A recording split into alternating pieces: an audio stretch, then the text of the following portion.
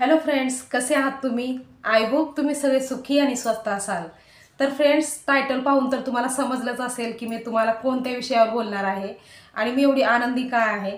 तर फ्रेंड्स, हो, माझं चॅनल जे आहे ना ते फायनली मोनेटाईज झालं आणि एकदाशी मी एक खूप मोठा पडाव पार केला. म्हणजे यूट्यूबचा जो रूल असतो की 4000 तास कंप्लीट करायचे असतात आणि 1000 सबस्क्रायबर कंप्लीट करायचे असतात, तर ते मी फायनली केले. आणि सबस्क्रायबर तर माझे अगोदरच कंप्लीट झाले होते. म्हणजे चॅनल सुरू करून 5 ते 6 महिने झाले तर माझे 1000 सबस्क्रायबर पूर्ण झाले होते. पण 4000 तास पूर्ण करायला ना खूप म्हणजे वेळ लागला मला. आणि तो वेळ ना फक्त माझ्या चुकांमुळेच झाला. कारण की मी जर म्हणजे एकदम इमानदारीने मनोभावापासून जर सिरियसली होऊन यूट्यूबवरती काम केलं असतं ना, तर लवकरच माझं चॅनल मोनेटाईज झालं असतं.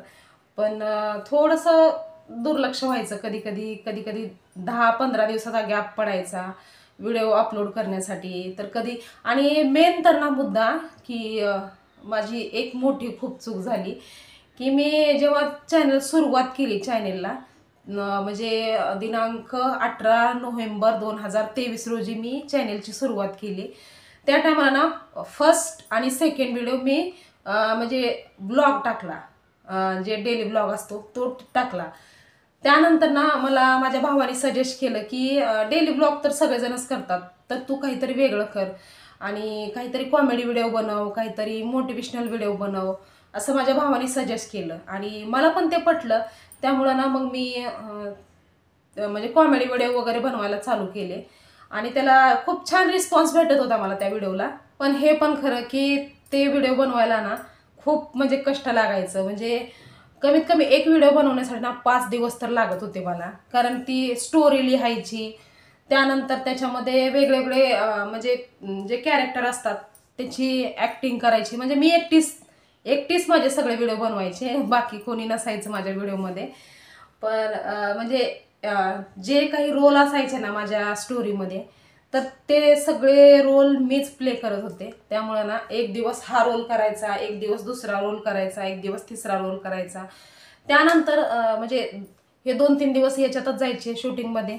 आणि त्यानंतर मग एडिटिंग. तर एडिटिंगला पण खूप म्हणजे त्रास व्हायचा. म्हणजे असं छोटे छोटे पार्ट करून त्याला जॉईन करायचं, त्याचं म्हणजे खूप खूप म्हणजे म्युझिक वगैरे बसवायचं, खूप खूप कष्ट लागायचं त्याला.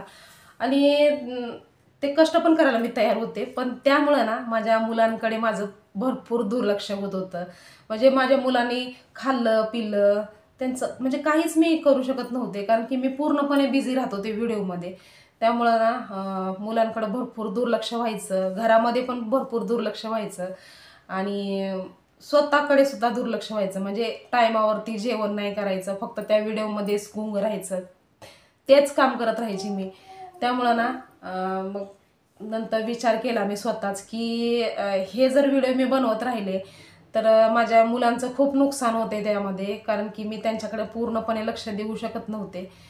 त्यामुळं ना मग मी म्हणजे 3 ते 4 महिने मी तसे व्हिडिओ बनवले, मोटिवेशनल व्हिडिओ आणि कॉमेडी व्हिडिओ बनवले. आणि 4 महिन्याच्या नंतर मात्र मी पुन्हा डिसिजन चेंज केला आणि पुन्हा ब्लॉगिंग स्टार्ट करायचं ठरवलं. आणि 3-4 महिने आम्ही मोटिवेशनल व्हिडिओ कॉमेडी व्हिडिओ बनवले होते आणि त्याचे सबस्क्रायबर जे जमा झाले होते, तर त्यानंतर मी ब्लॉगिंग स्टार्ट केली, डेली ब्लॉगिंग. तर ज्यांना ते व्हिडिओ बघायचे होते ते सबस्क्रायबर हे व्हिडिओ बघायला तयार नव्हते. त्यामुळं ना डेली ब्लॉगिंग चालू केली ना, तसं मग माझ्या चॅनलवरती ना व्ह्यूज कमी झाले, वॉच टाईम एकदम कमी व्हायला सुरुवात झाली. आणि त्या टायमाला खरा स्ट्रगल म्हणजे चालू झाला माझा. म्हणजे खूप त्रास व्हायचा. म्हणजे अगोदर खूप चांगला रिस्पॉन्स भेटायचा त्या व्हिडिओला, मोटिवेशनल व्हिडिओला आणि कॉमेडी व्हिडिओला खूप चांगला रिस्पॉन्स भेटायचा, खूप छान छान व्ह्यूज वगैरे यायचे. पण डेली ब्लॉग स्टार्ट केला की मग व्ह्यूज कमी झाले, कारण कॉन्टेंट चेंज केलं ना मी. त्यामुळं चॅनेलवरती थोडंसं इफेक्ट झाला. आणि तरीसुद्धा मग मी मनाशी ठरवलं की आता निर्णय चेंज करायचा नाही, आता जे आहे चालू तेच चालू ठेवायचं. झालं तर झालं यशस्वी, नाही तर सोडून द्यायचा विषय. तर मी त्यानंतर मी भरपूर दिवस कष्ट केलं, भरपूर दिवस व्हिडिओ टाकत गेली, पण रिस्पॉन्स काही चांगला भेटत नव्हता डेली ब्लॉगला. पण कधी कधी ना मनामध्ये विचार यायचा की नको हे सगळं बंद करावं, काय फायदा नाही, यूट्यूबवरती काम करून काहीच फायदा नाही. की बाबा जे व्हायरल झालेले आहेत ऑलरेडी, त्यांनी छोटंसं काही जरी व्हिडिओ टाकला ना तरी त्यांचा व्हिडिओला चांगला रिस्पॉन्स भेटतो. पण जे न्यू यूट्यूबर आहेत ना, त्यांनी कितीही कष्ट केलं, कितीही मेहनत केली ना, तरीसुद्धा त्यांनी बनवलेल्या व्हिडिओला चांगला रिस्पॉन्स भेटत नाही, हे मात्र खरं आहे. म्हणजे न्यू यूट्यूबरला ना दुपटीने तिपटीने मेहनत करावी लागते, तरीसुद्धा त्यांना त्याचं चांगलं फळ भेटत नाही लवकर. हां, ते वेळ लागतो, पण कधी ना कधी तर भेटेलच, ही आशा ठेवावी लागते मनामध्ये. एक तुम्हाला ना आवर्जून सांगावंसं वाटतं की माझं जे हे यूट्यूब चॅनल आहे ना, त्याच्या मागे फक्त माझ्या एकटीचं कष्ट नाही, तर माझ्या दोन्ही मुलांचं कष्ट बरोबर आहे त्याच्यामध्ये. तर म्हणजे जेव्हा मी सुरुवात केली यूट्यूब चॅनल, म्हणजे विचार केला यूट्यूब चॅनल सुरू करायचा, त्या टायमाला ना मला मोबाईलबद्दल काहीच माहिती नसायची. मी मोबाईल जास्ती वापरत नव्हते, त्यामुळे ना यूट्यूब चॅनल कसं सुरुवात करायची, एडिटिंग कशी करायची याबद्दल ना मला काहीच माहिती नव्हतं. तर हे सगळं ना माझ्या मुलीने मला शिकवलं. म्हणजे माझ्या मुलीने मला यूट्यूब चॅनल स्टार्ट करून दिलं आणि एडिटिंग वगैरे सगळं तिने शिकवलं. तिने ती मदत केली. आणि माझा मुलगा वैभव त्यांनी तो काय करायचा की आमच्या घरामध्ये ना सुरुवातीला हे होतं, केबल होतं, त्यामुळं ना इंटरनेटची गरज नव्हती आमच्या घरामध्ये. तर जे काही मोबाईलचं आपलं रोजचं जेवढा डेटा असतो ना, त्याच्यामध्ये ना व्हिडिओ अपलोड करायचा हे शक्य होत नव्हतं. आणि व्हिडिओ अपलोड करण्यासाठी ना मग वायफायची गरज होती, आणि त्या टायमाला ना आमच्या घरामध्ये वायफाय नव्हतं. तर माझा मुलगा काय करायचा की आम्ही व्हिडिओ त्याला म्हणजे पूर्ण डन करून दिला ना, तर तो कुठे कुठे जायचा काय माहिती नाही मला. तर जायचा आणि कोणाच्या तर वायफायवरून तो कनेक्ट करायचा, मोबाईल वायफायला कनेक्ट करायचा, आणि त्यानंतर तिथून तो व्हिडिओ अपलोड करायचा. आणि हे असंच चाललं होतं आमचे हे म्हणजे रोजचंच ते चालू होतं. व्हिडिओ जेव्हा पण अपलोड करायचा तेव्हा वैभव जायचा कुठंतरी आणि वायफाय कोणाचं तरी जॉईंट करून तो व्हिडिओ अपलोड करत होता. आणि त्यामुळे ना माझ्या दोन्ही मुलांचं याच्यामध्ये खूप कष्ट आहे. खूप पळापळी केली माझ्या दोन्ही मुलांनी पण ह्या व्हिडिओ बनवण्यासाठी. आणि दुसरी गोष्ट अशी की जेव्हा मी चॅनल स्टार्ट केलं ना, तेव्हा मी मनाशी ठरवलं होतं की जोपर्यंत माझ्या चॅनलला चांगला रिस्पॉन्स भेटत नाही, तोपर्यंत मी एकही वस्तू विकत घेणार नाही चॅनलसाठी. तर त्यासाठी ना मला गरज होती, काही एक माईकची गरज होती, एक स्टँडची गरज होती, आणि तिसरी वायफाय. ह्या 3 गोष्टींची मला खूप गरज होती. पण आम्ही ना सुरुवातीचे जे 3-4 महिने होते ना, आम्ही असंच ॲडजस्ट केलं. म्हणजे वायफाय तर वैभव बाहेर जाऊन कोणाचं वायफाय घेऊन कनेक्ट करून अपलोड करायचा व्हिडिओ. पण व्हिडिओ बनवण्यासाठी पण माझ्याकडे काही सामान नव्हतं. तर स्टँड नव्हता. तर स्टँडचं म्हणजे मी त्या टायमाला स्टँडसाठी दिमाग चालवला. तर माझ्याकडे स्टँड नव्हता. तर मी काय करायचे, जे आपण चपात्या बनवण्यासाठी उलथनं वापरतो ना, उलथनं, ते उलथण्याला ना असा मोबाईल लावायचा आणि त्याला ना बांधायचं. एक रबरने बांधायचं, नाही तर काहीतरी रिबीन वगैरे काही असेल त्याच्याने ना पूर्ण त्या मोबाईलला असं उलथण्याला पॅक करायचा. आणि त्यानंतर ते उलथणं जे आहे ना, ते कुठंतरी म्हणजे गव्हाचं जे डबा असायचा किंवा तांदळाचा डबा असायचा किंवा डाळीचा डबा असायचा, कुठला तरी डबा घ्यायचा आणि त्या डब्यामध्ये ते उलथणं म्हणजे सरळ ठेवायचं. आणि म्हणजे डबा भरलेला असला ना तर ते इकडं तिकडं हलत नव्हतं, त्यामुळे ते स्टँड आपोआप तयार व्हायचा. आणि त्यानंतर मग मी समोर बसून मी व्हिडिओ बनवायचे. आणि तिसरी गोष्ट की माईक. तर मी ना सुरुवातीला मोटिवेशनल व्हिडिओ बनवायचे आणि म्हणजे ॲक्टिंग करायची मी, ॲक्टिंग. तर ॲक्टिंग करताना मात्र व्हॉइस ओव्हर तर आपण करू शकत नाही. ते ओरिजिनल जे बोलणार तेच फक्त तिथं रेकॉर्ड होणार.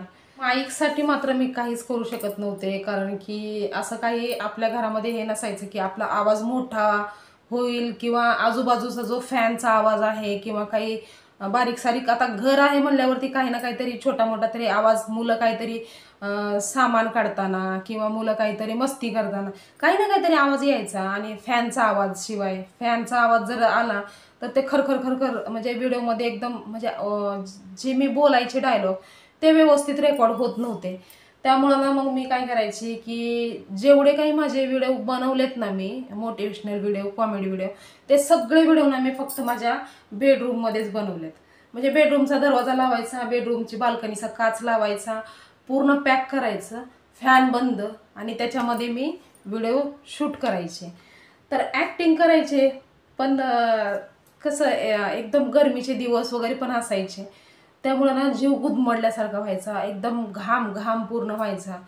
तर ना काय करायचे मी की असं एक डायलॉग बोलला ना, तर जो डाळीचा डबा वगैरे घेतलाय ना त्या डाळीच्या डब्याचं झाकण घ्यायचं आणि असं असं हवा घालायची, आणि एक एक लाईन बोलायची, पुन्हा हवा घालायची, दुसरी लाईन बोलायची, पुन्हा हवा घालायची, घाम पुसायत राहायचं, पूर्ण डोक्यातून पाणी गळायचं घामाने, आणि खूप खूप त्रास व्हायचा त्या व्हिडिओ बनवण्यासाठी. जर त्या टायमाला जर मी एवढी जिद्द केली नसती, तर माईक घेतला असता तर मला एवढं काही त्रास झाला नसता. पण असो, त्या टायमाला मी कष्ट केलं. कारण मी वस्तू का घेत नव्हते माहिती आहे का, कारण की मला खात्री नव्हती की पुढे जाऊन मला चांगला रिस्पॉन्स भेटेल, किंवा यूट्यूबवरती म्हणजे मी सक्सेसफुल होईनच की नाही होईन याची पण खात्री नव्हती. त्यामुळे ना फुकट पैसा कशाला वाया घालवायचा. सुरुवातीचे 3-4 महिने आम्ही असं थोडंसं ॲडजस्टमेंट करून काढले. म्हणजे माईकसाठी ॲडजस्टमेंट केली, वायफायसाठी ॲडजस्टमेंट केली, आणि स्टँडसाठी ॲडजस्टमेंट केली. म्हणजे सुरुवातीचे 3-4 महिने आम्ही असंच थोडंफार ॲडजस्ट करून काढले कसं तरी. आणि त्यानंतर मग साहेबांनी बघितलं की मी ते उलतण्याला ते मोबाईल बांधते, आणि ते स्टँड म्हणजे ते गव्हाच्या किंवा तांदळाच्या डब्यामध्ये असं ते उलदतनं रोवून ठेवते, आणि मी व्हिडिओ बनवते. मग ते साहेबांनी बघितलं. मग साहेब बोलले की अरे ते स्टँड तरी मागव, मग ऑनलाईन तरी मागवतं स्टँड.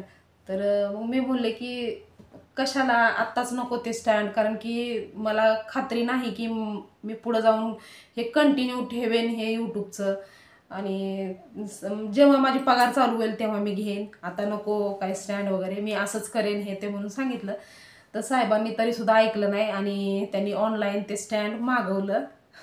आणि जेव्हा स्टँड मागवलं ना, तेव्हा माझं खूप काम सोपं झालं. माझं जेवढी काही मेहनत ते बांधण्यासाठी, ते डबे उचलण्यासाठी करायची ना, तर ती मेहनत वाचली. माझं स्टँड आल्यामुळं मी कसाही कॅमेरा कुठंही ॲडजस्ट करू शकत होते, आणि त्यामुळं खूप काम सोपं झालं माझं. आणि मेन तुम्हाला मनापासून सांगावंसं वाटतं, म्हणजे नवीन जे यूट्यूबर आहेत त्यांना सांगावंसं वाटतं की माझ्या चॅनलवरती ना लेट मोनेटायझेशन का झालं, म्हणजे 1 वर्ष 2 महिने लागले मला मोनेटाईज चॅनल करण्यासाठी. तर एवढा वेळ मला का लागला, कारण की मी 2 चुका केल्या होत्या त्या चॅनलवरती. की मी मेन तर ना म्हणजे कॉन्टेंट चेंज करायची मी. अगोदर ब्लॉगिंग, नंतर मोटिवेशनल व्हिडिओ, नंतर पुन्हा ब्लॉगिंग, म्हणजे मी कॉन्टेंट चेंज केलं. त्यामुळे ना सबस्क्रायबर लोक कन्फ्यूज झाले, आणि म्हणजे चॅनलवरती बॅड इफेक्ट पडला त्याचा. आणि दुसरी गोष्ट ती की मी रेग्युलर व्हिडिओ अपलोड करत नव्हते. तर नाही नाही म्हणता 7-7, 8-8 दिवसाचा गॅप पडायचा, कधी कधी तर 10-15 दिवसाचा पण गॅप पडायचा व्हिडिओ अपलोड करण्यासाठी. तर मी जर हेच काम रेग्युलर केलं असतं, नाही नाही म्हणता 2-2 दिवसाला, 3-3 दिवसाला जरी व्हिडिओ अपलोड केला असता ना तरी ठीक होतं. पण 7-7, 8-8 दिवस, 10-15 दिवस जर गॅप ठेवला तर मग ते थोडासा बॅड इफेक्ट पडतो चॅनलवरती. आणि ह्या 2 गोष्टीमुळे थोडंसं उशीर झाला मोनेटाईज करण्यासाठी चॅनल. पण फायनली आता माझं चॅनल मोनेटाईज झालं, आणि हे सगळं ना तुमच्या सपोर्टशिवाय शक्यच नव्हतं. तुम्ही सगळ्या मैत्रिणींनी सगळ्यांनी मला एवढा चांगला रिस्पॉन्स दिला, एवढा चांगला सपोर्ट दिला. माझी जे डेली ब्लॉगिंग आहे ना त्यालासुद्धा तुम्ही म्हणजे चांगलं प्रेम दिलं आणि चांगला रिस्पॉन्स दिला. त्यामुळेच माझं आज चॅनल मोनेटाईज झालं. नाही तर एक एक यूट्यूबरला तर ना 3-3, 4-4 वर्ष जातात चॅनल मोनेटाईज करण्यासाठी. पण तुमच्या सगळ्यांच्या चांगल्या सपोर्टमुळं माझं चॅनल मोनेटाईज झालं. त्याबद्दल ना तुमच्या सगळ्यांचे खूप खूप आभार, आणि असंच सपोर्ट तुम्ही कायमचा माझ्या चॅनलला द्या. आणि फ्रेंड्स, आता मात्र मी मनाशी पक्क ठरवलंय की इथून पुढे जे माझे ब्लॉग येतील ना त्या ब्लॉगमध्ये ना जास्ती अंतर नाही पडणार. म्हणजे होत असेल तर मी रोज रोज ब्लॉग अपलोड करेन, पण कधी जर बाय चान्स झालं तर 1 दिवसाचा गॅप पडेल, नाहीतर मी असं रोज माझे व्हिडिओ अपलोड करेन. आणि आय होप तुम्ही त्या व्हिडिओला सुद्धा असाच सपोर्ट द्याल, असाच प्रतिसाद द्याल. आणि मी जे काही माझा जो जुना अनुभव होता ते तुमच्याशी शेअर केला. ते म्हणजे छोट्या छोट्या गोष्टी सुद्धा तुमच्यासोबत मी शेअर केल्या. म्हणजे व्हिडिओ कसा बनवला, कसा नाही, किती वेळ लागला, हे सगळं मी तुमच्यासोबत शेअर केलं. तर फ्रेंड्स, आता हा व्हिडिओ तुम्हाला कसा वाटला हे कॉमेंट करून सांगायला विसरू नका. आणि व्हिडिओ जर आवडला असेल तर लाईक करा, शेअर करा. आणि चॅनलवर जर नवीन असाल तर चॅनलला सबस्क्राईब करायला मात्र विसरू नका. तर पुन्हा लवकरच भेटूया आपण आता उद्याच्या डेली ब्लॉगिंगमध्ये. तर तोपर्यंत स्वस्त राहा आणि मस्त राहा. बाय.